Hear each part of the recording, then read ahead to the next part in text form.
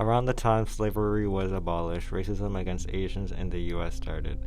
Thousands of Chinese workers immigrated to the U.S. to work on the railroad, sugar plantation, and mining industry.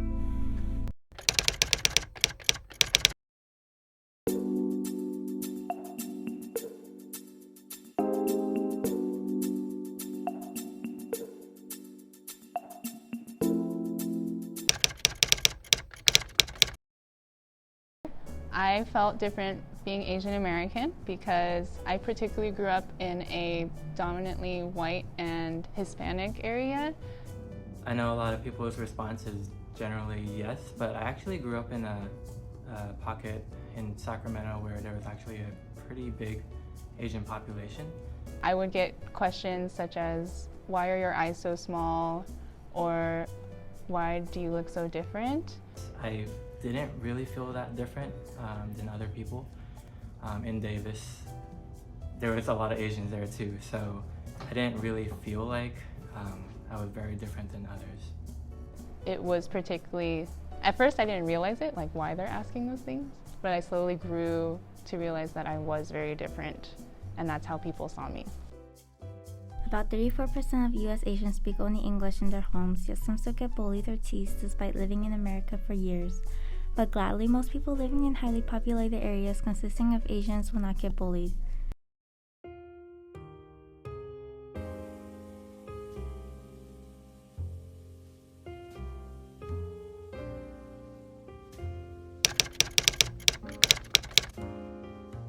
The ways I'm connected to my culture are the language that I speak at home, the food that I eat at home, and Chinese New Year and other Chinese culture events. We're a really whitewashed family, I think.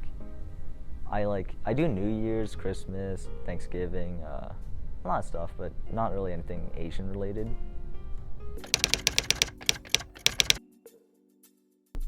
In 2020, Asian hate crimes increased more than 73% according to new FBI data.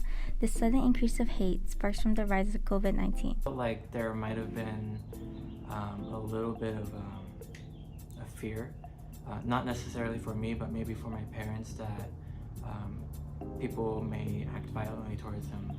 Personally, I don't feel like it affected me too much. From what I've seen on the news, it's super scary because they target mostly the elderly, and so since they're like old and they can't really defend themselves, they're portrayed as an easier target than younger people. I think of my family and their safety in the public because they're in like a more populated area, which is San Francisco, so anything can really happen over there, so I just really hope they're staying safe. In the U.S., there is always a major lack of Asian representation in the media, but as of recent, it started to change. I think that Asian Americans portrayed in media are both harmful and good.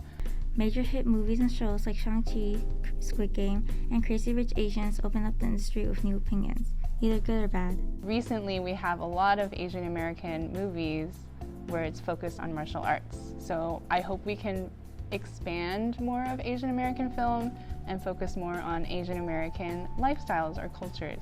But I definitely think it's good because, as you can see, Asian Americans in media are growing and we're becoming more like beautiful and creative and amazing in every way. So I hope we can see more perspectives, we can see more lives, and the popularity growth is going to inspire more Asian American perspective.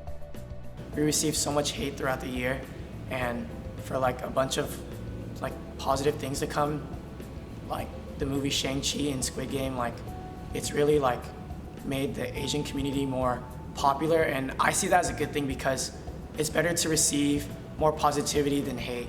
Asian hate has existed for more than 100 years and still exists today, but it may be slowly progressing in a more positive direction than it was in the past.